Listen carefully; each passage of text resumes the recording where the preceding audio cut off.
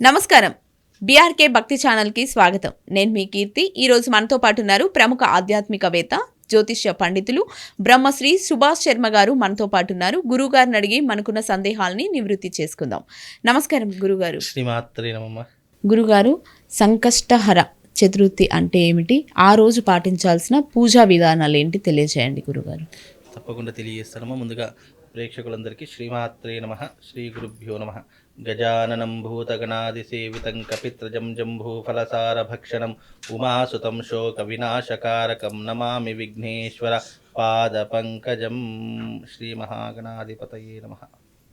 సంకష్టహర చతుర్థి అంటే పేరులోనే ఉంది, కష్టములను దూరం చేసేటటువంటి చతుర్థి అని.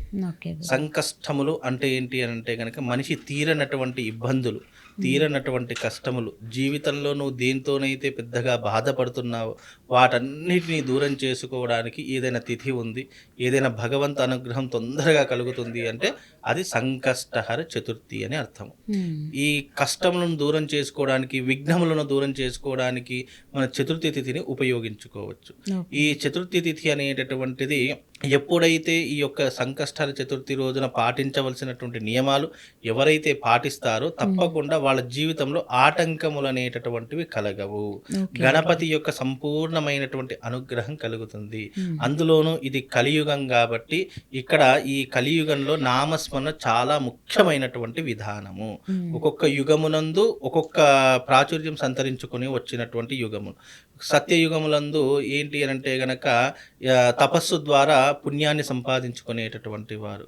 అలాగే ఈ యొక్క సత్యయుగం తర్వాత త్రేతాయుగం వచ్చేసరికి యజ్ఞము ద్వారా పుణ్యాన్ని సంపాదించు పెట్టుకునేటటువంటి వారు. ద్వాపర యుగానికి వచ్చేసరికి నామ సంకీర్తనల ద్వారా పుణ్యాన్ని సంపాదించుకొని పెట్టుకునే.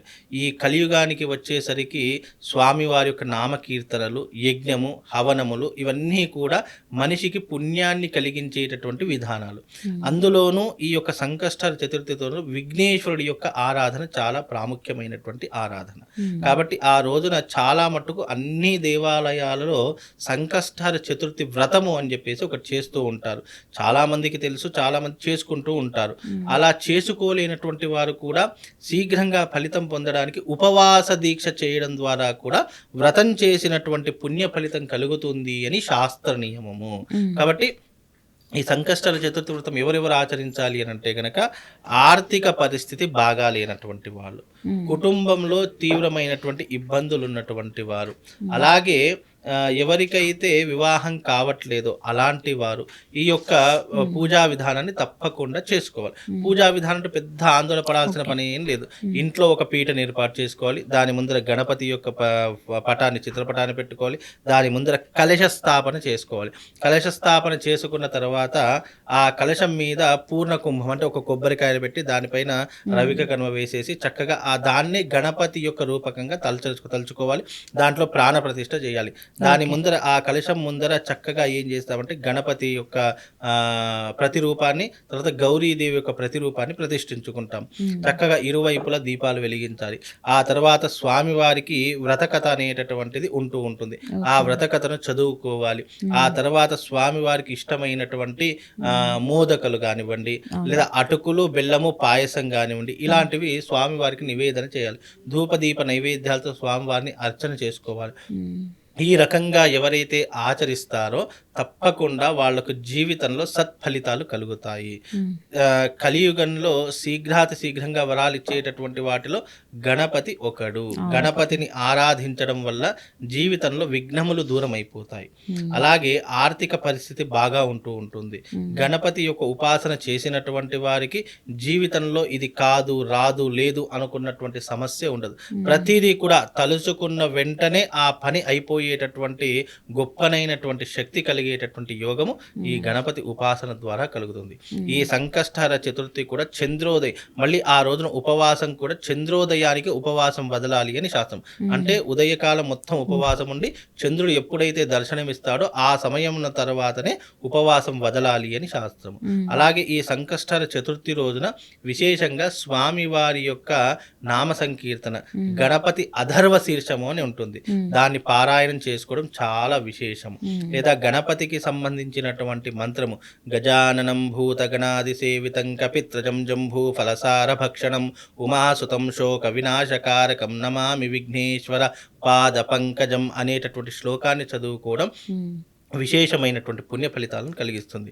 ఈ రకమైనటువంటి పద్ధతి చేసుకుంటే తప్పకుండా వాళ్ళందరికీ కూడా సద్బుద్ధులు కలుగుతాయి. ముఖ్యంగా ఈ యొక్క వ్రతాన్ని ఎవరు ఆచరించాలంటే చదువుకునేటటువంటి విద్యార్థులు చేసుకోవాలి. ఎందుకంటే విద్య బుద్ధికి జ్ఞానానికి ప్రతీక గణపతి కాబట్టి ఆయనను ప్రసన్నం చేసుకోవడానికి చదువుకునేటటువంటి విద్యార్థులు చేస్తే ఉన్నతమైనటువంటి చదువు లభ్యమయ్యేటటువంటి అవకాశం ఉంటుంది. తర్వాత మంచి ఉద్యోగం దొరికేటటువంటి అవకాశం ఉంటుంది. కాబట్టి చాలా మట్టుకు ఉపవాస దీక్ష చేస్తే సరిపోతుంది అని కొన్ని శాస్త్రాల్లో చెప్పడం జరిగింది.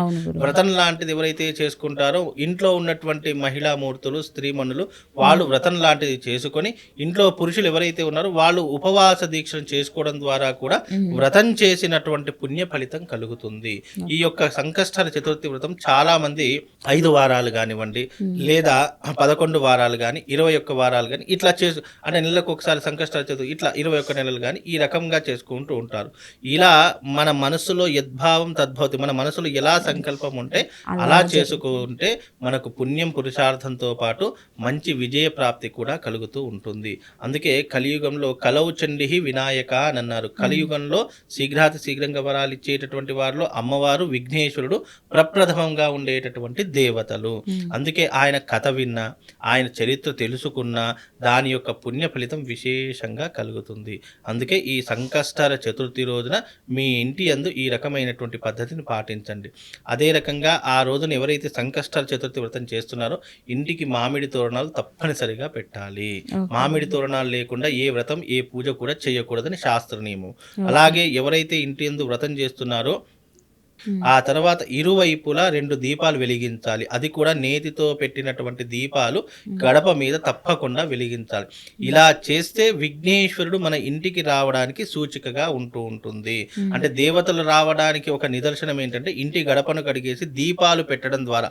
దీపాలు దేనికి సూచిక అంటే గనక పాజిటివ్నెస్ కు సూచిక, దైవతత్వానికి సూచిక. కనుక ఇంటి దగ్గర పెట్టేటటువంటి ఆ గడప మీద పెట్టే దీపాలు ఏవైతున్నాయో ఆ ఇంట్లో మంగళకరమైనటువంటి విధానాలు ఏవో జరుగుతున్నాయి. ఏదో వ్రతం లాంటిది జరుగుతుంది, యజ్ఞయాగాదులు లాంటివి జరుగుతున్నాయి. కాబట్టి ఎవరైతే గడప మీద దీపం పెట్టి ఇంట్లో పూజాది క్రతువులు చేస్తారో దేవతలు రావడానికి అదొక ఇన్విటేషన్ లాగా. ఇప్పుడు మనం ఏవైతే పెళ్ళైతే ఇన్విటేషన్ ఎలాగైతే ఇస్తామో అలాగే దేవతలు రావడానికి ప్రత్యక్షంగా మనం పిలవలేం కదా. అందుకే దేవతలు మా ఇంటి యందు శుభకార్యం జరుగుతుంది, మా ఇంటి యందు వ్రతం జరుగుతుంది, యజ్ఞం జరుగుతుంది, కాబట్టి దేవతలారా మీరు రండి అని నిదర్శన మార్గంగా చూపించడానికి ఆ దీపాలు వెలిగిస్తూ ఉంటాం. కాబట్టి అలా దీపాలు వెలిగించి వ్రతం చేయడం ద్వారా మన ఇంట్లోకి విఘ్నేశ్వరుడు అడుగు పెడతాడని శాస్త్ర ప్రతీక. కాబట్టి ఈ రకమైనటువంటి పద్ధతులు చేసుకోవాలి. అలా చేసుకుంటే తప్పకుండా గణపతి యొక్క సంపూర్ణమైనటువంటి అనుగ్రహం మనకు కలుగుతుందమ్మా. ఓకే గురుగారు, సంకష్టహర చతుర్థి విశిష్టత, ఆ రోజు చేసుకోవాల్సిన పూజా విధానం, ఏ దేవుణ్ణి ఆరాధించాలి అనే విషయాన్ని చాలా చక్కగా వివరించారు. ధన్యవాదాలు గురుగారు.